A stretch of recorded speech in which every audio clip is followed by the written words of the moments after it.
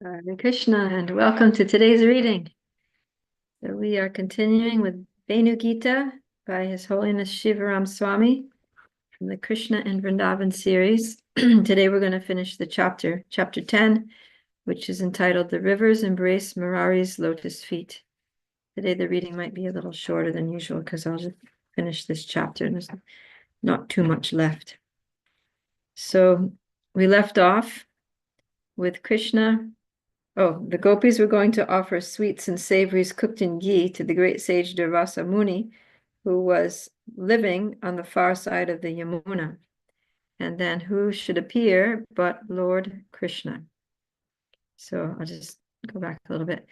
At that time, absorbed in tending his cows and dressed in a most alluring manner, making a show of his natural opulences and eyeing the vast array of preparations held by the gopis, Sri Krishna appeared along with his many cowherd boyfriends. With a very sweet voice, he addressed the gopis, saying, "Hey, Chatura Gopi Gana, O most clever gopis, for what subversive reason do you all assemble here on the bank of the Yamuna, gazing at the other shore as if it were the property of your good husbands?" Krishna's teasing them and eyeing up all the sweets and savory preparations that they'd cooked for Durvasa Muni. So let's see what happens.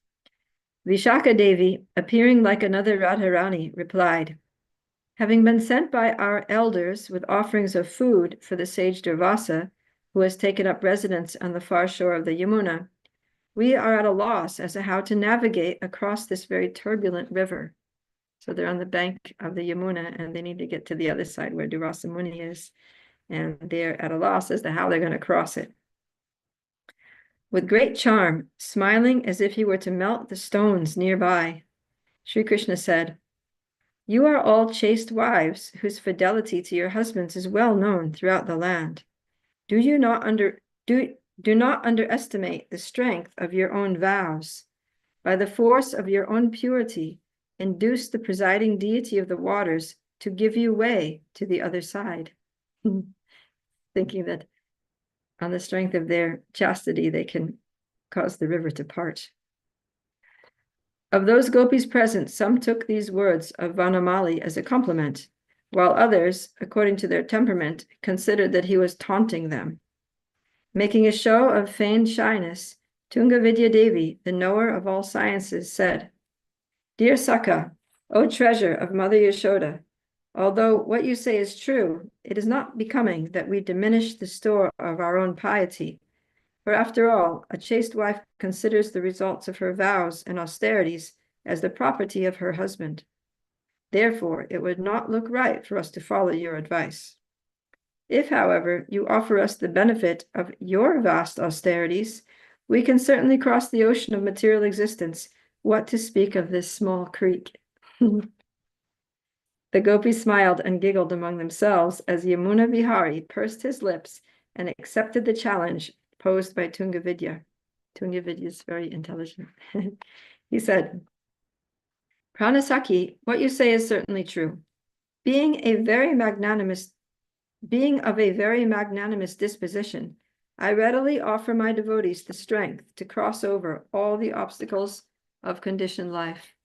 Thus, many, many souls have gone to the other shore of material existence by my grace. This is confirmed in all the scriptures." At this statement, those charming young girls, nicely dressed in festive garments and ornamented with valuable necklaces, began to laugh uncontrollably.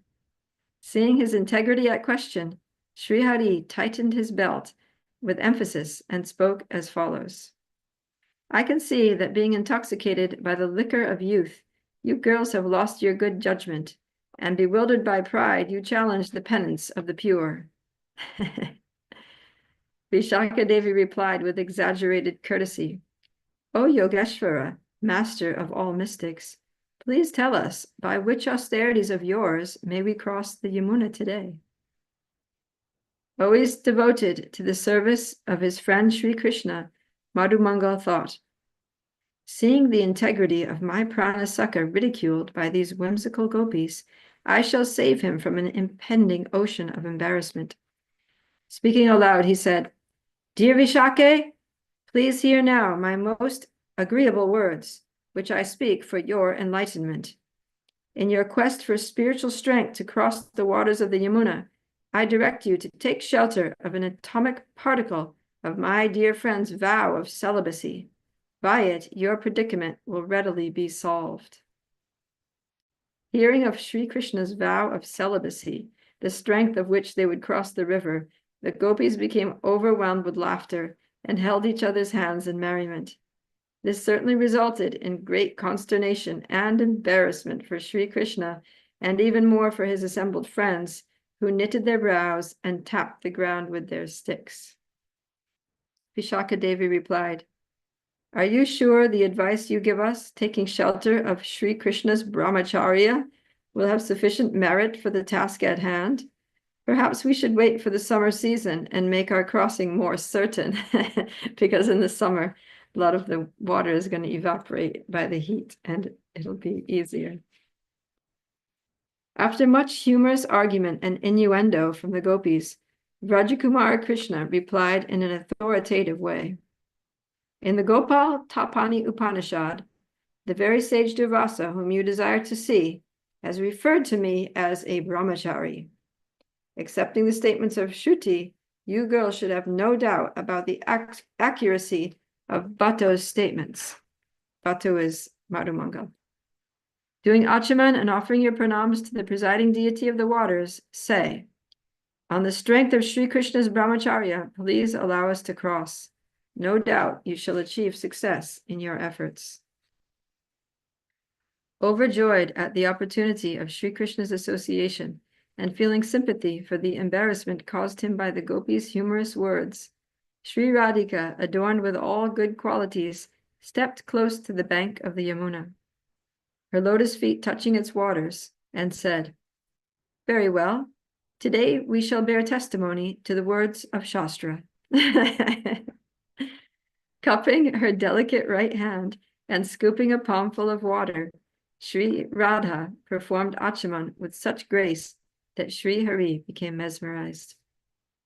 Then, with her hands folded to her breasts in deep concentration like a great yogini, she spoke, "O great Lord of the waters, O presiding deity of the Yamuna, on the strength of Sri Krishna's vow of brahmacharya, please give us passage to the far shore." As Radha spoke these words, the waters of the Yamuna parted, making a path 10 cubits in width. From where she stood, a causeway lined with the softest white sand, free from any stones or pebbles, and stretching to the distant shore, immediately appeared. Wow, not only did the waters part, but there was a beautiful, nice footpath of soft sand. As the gopis stood in silent amazement, their smiles frozen on their faces, Sri Krishna, bubbling over with pride, looked to his friends and with great affection spoke to the gopis. "Your doubts regarding the potency of my austerities now allayed, without fear you may cross through this passageway so kindly offered by the deities of the waters, by the deity of the waters." That day, the gopis, led by Sri Radhika, crossed the Yamuna to the ashram of Durvasa Muni, and once again returned by the same means as they had come. With many presentations of sweets and savories, they pleased that sage, who, accompanied by his innumerable disciples, ate their offerings to their full satisfaction. With his deep spiritual intuition, sage Durvasa perceived the role he was to play in the pastime of the Lord, and thus blessed Sri Radhika with the following words: "Dear child, Vrajakumari Rishabhanu Sute, from this day hence, whatever you cook will surpass the taste of nectar, and will find no equal even in the kitchens of the devas. Whoever eats your cooking will always remain healthy, strong, virile, and will never know defeat at the hands of his enemies. O Sundari, I give you this boon on the strength of all my austerities, for my words have never been proven to be false. So let it be." The Proto Gopika concluded, "In this way, the good fortune of the gopis was realized on that day by the banks of the Yamuna, and at this very place. Have you all forgotten such happy pastimes that you now wallow to the neck in the waters of lamentation? That narration was told by Vishaka when the gopis were feeling separation from Krishna, to try to cheer them up. Have you all forgotten such happy pastimes that you now wallow to the neck in the waters of lamentation? The gopis, absorbed in hearing these pleasing pastimes, once again forgot their feelings of separation, and with great enthusiasm continued to hear the nectar of Sri Krishna's Leela. It just reminds me of that verse from Srimad Bhagavatam 10:31-9, very famous verse that says, Tava katamritam tapta jivanam kavibir iditam kalmashapaham Shravanamangalam Srimadatatam Bhuvi Grinantiye Buridajana. Means that the nectar of the descriptions of Krishna's pastimes are, they extinguish the blazing forest fire of suffering within this material world. And they, Tapta Jivanam, they're the life of those who are suffering here in the material world. Tapta Jivanam. And that they are narrated by very merciful personalities who are great poets, who are expert at describing and narrating these beautiful topics. And that those people who narrate them and share them are the most munificent, the most generous and compassionate people in all existence. And also that these words have great spiritual power to uplift and to bring joy to the lives of those who are suffering. So that verse is also spoken by the gopis, and they're experiencing it here, that they just heard this nice pastime of Krishna, description of Tava Katamritam, the nectarian kata. Vishaka was doing Krishna kata, and that nectar poured into their ears and went to their hearts, and it gave them life. It gave them happiness. It extinguished the fire of miseries of this world. In their case, the misery of separation, which is not exactly misery, actually ecstasy, but their ecstasy changed flavors there. So we'll continue. Absorbed in the ocean of his limitless sports, the gopis recalled him, towering to the heavens. Oh, sorry. Let me just start that sentence again.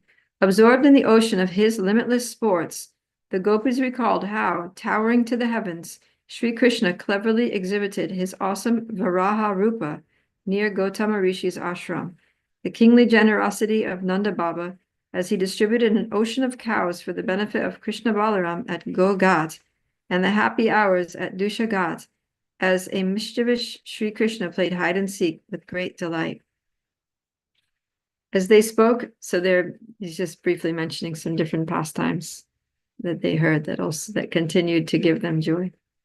As they spoke, the day entered its fifth phase. Fully absorbed in hearing the pastimes of their beloved, the gopis became oblivious to their family duties and the impending consequences of time. Indeed, to better hear their words, Yamuna Devi checked her course. The aquatics crowded the waters nearby, and forest creatures lined the riverbank. So it seems like the Yamuna River stops flowing not just when she hears Krishna's flute, but also when she hears the gopis narrating the pastimes of Krishna with so much love. When the discussion became humorous, the gopis laughed, and the animals and aquatics also laughed. When the pastimes became full of emotion, the beasts shared the gopis' tears, and even the nearby rocks were seen to cry. In this way, many hours passed in great happiness, and absorbed in the glorification of the flute and its charming master, the gopis lost all awareness of the external world by remembering Sri Krishna. When the impending darkness heralded its appearance by the setting of the sun, the gopis quickly collected their pots, placed them on their heads, and bidding farewell to Yamuna Devi, they made their way back to their village, singing songs of Govinda all the way. We spent the whole afternoon absorbed in hearing, narrating, and listening to the pastimes of Krishna until it was dark. And then they went hurrying home. So now we'll go to the next final section here. It's a short section of this chapter. Hearing of the gopis' enchanting pastimes with Sri Krishna, Yamuna Devi overflowed with bhava.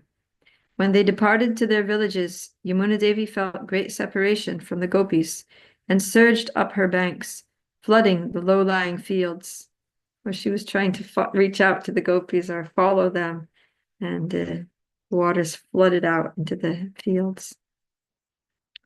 Upon Yogamaya's indication, she returned to her shores and began to flow once again, her charming dark waters all the more mysterious in the reddish glow of the setting sun.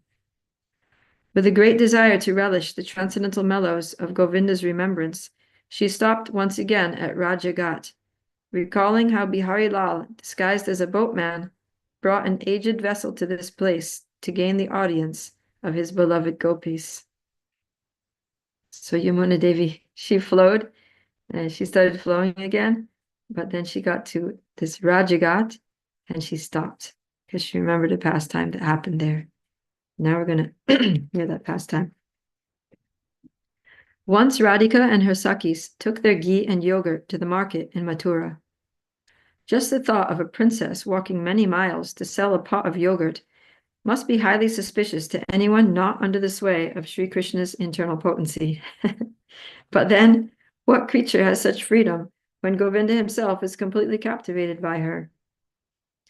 As they approached the Yamuna, the gopis were delighted to see a boat conveniently waiting to take them to the other side. Pulling her cloud blue veil over her beautiful face, King Vrishabhanu's daughter sent a young maidservant to arrange the fare with the boatman. Although difficult to appease, the boatman, who possessed a very attractive blue complexion and invoked many feelings of happiness among the Gopi Gana, finally agreed on a fair price to carry them to the other shore. All right, now we know who the boatman is. However, when all the gopis were properly seated, he made it known that his boat would not accede to the journey without first being purified by the water from a Vrajavasi's feet. Okay, the plot thickens. The gopis were first incredulous that the boat could communicate. Oh, wait, the boat? Wait, let me go back a little. However, when all the gopis were properly seated, he made it known that his boat would not accede, that means to agree, to the journey without being purified by the water from the Vrajavasi's feet. All right, I didn't understand the implication there that the boat had actually spoken that I'm not going anywhere without the water from the feet. The gopis were first incredulous that the boat could communicate. Then they were outraged at its unreasonable demands. And finally, they were discouraged at the indifference of the boatman. The boatman didn't really care whether they got to their destination or not. He was just taking the side of that whimsical boat. When they inquired whose feet he wished to bathe, the boatman consulted his boat and informed them that Srimati Radharani's feet were the common choice. Exhibiting her reluctance, Radhika manifested her loving pique at this unusual fare. Hari replied that his boat was equally adamant, and with her attitude, it was highly unlikely the cargo would see the Yamuna's far shore. Okay, he's saying that Radharani didn't want to give the water from washing her feet, but the boat, and she was stubborn about it. And he said the boat is equally stubborn. It's not going anywhere till it gets it. So you might want to consider changing your attitude, Radharani, about this. After much cajoling by Sakis and boatman alike, Radhika succumbed to their desire, and a cleverly disguised Hari happily bathed her lotus feet, keeping the Charnamrita in his lota. So this was just a trick, of course, for Krishna to get the water from Srimati Radharani's lotus feet. He sprinkled the Charnamrita on his head, on the boat, on the gopis, and finally on the river Yamuna. Wow, what a distribution of mercy. At the conclusion of his puja, having declared the crossing now sanctified, and when an auspicious moment had arrived, more delay apparently, the boat set off. Gracefully traversing the Yamuna, that wonderful speaking boat, with its wonderful cargo of lotus-like gopis, steered by a wonderful boatman, reached midway across the river where the current was the strongest. Okay, so now they're in the middle of the river. Exhausted by labor due to excessive cargo weight, the boatman announced his weakness, occasioned by hunger, and his subsequent inability to exert himself any further. In simple words, Krishna stopped and said, "I'm too hungry to row this boat." Despite entreaties, prayers, and threats, he refused to labor any more without eating a portion of the milk products in the gopis' possession. Although at first they refused, as the gopis watched the Vrindavan landscape quickly moving, it became apparent that quite soon they would all be out to sea. So yeah, they stopped in the middle where the current was strong. And when you stop in a current, you go with the current. So they're like drifting downriver very quickly with every second that they don't give him yogurt and ghee. So they surrendered. As they offered their pots of ghee, yogurt, and cream to the boatman, he consumed them one after the other, throwing the empty containers overboard. The gopis' surprise crossed into the realm of disbelief when, after heartily belching, the boatman reclined in the bow of the boat, bloated and unable to move. Oh no. The point was that by eating, he would get strength and he would be able to take them to the other side. But now after eating, it looks like he's in a worse situation than before. Rubbing his stomach in satisfaction, he lay down and immediately fell asleep. While attempting to keep order among the alarmed gopis, Radharani instructed a Sakhi to investigate what was amiss with the reluctant boatman. Examining him closely in his inebriated stupor, that gopi began to shriek in happiness and excitedly produced Sri Krishna's flute from under his boatman's clothing and revealed his true identity. Pondering the many wonderful pastimes that took place on her shores and in her waters, Yamuna Devi smiled in happiness to her resplendent lotuses and waited eagerly for nightfall, when Sri Krishna and the gopis would arrive at Govinda Ghat to dance the Maharas and celebrate their nocturnal festival of bliss. So he doesn't tell us what happened after they discovered it was Krishna, but there's a little what's it called? Like a little, not getting the word, a suggestion. There's a suggestion that they hung out there in the boat and until night fell, and then they went to Govinda Ghat and had the Rasa Leela all night long. So now there's the conclusion of the chapter here. This is at the end of every chapter, Shivaram Swami writes a conclusion, which is this very long half-page sentence. It's always a one very long single sentence, a complex sentence. So here we go.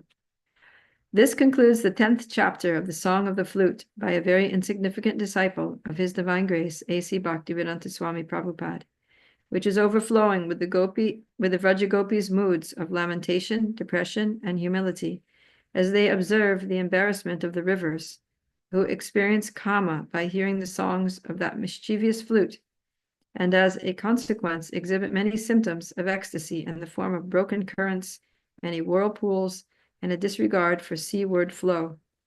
Because when Murari, who is as good as Lord Narayan, stands by their banks, they can receive him by decorating themselves with ornaments and crowns, then worship his lotus feet with lotus flowers, then bathe them in their pure waters, and finally embrace them to their breasts in ecstasy, all of which causes the gopis to lament the hostility of their husbands in comparison to the friendly seas, the husbands of the rivers, and then feel increasing despondency at being unable to change the course of their lives as the rivers do, and thus in humility cry a river of tears at their own misfortune, of which not even a drop has found its way to this unfortunate author. Jai, the rivers of Vrindavan ki jai, Yamuna Devi ki jai, His Holiness Shivaram Swami ki jai. So that concludes chapter 10. And tomorrow we will dive into chapter 11, which is called Krishna's Friend, the Cloud. So we're going to see what happens when the clouds hear Krishna's flute. So hopefully we'll see you tomorrow. Srila Prabhupada Ki Jai. Hare Krishna.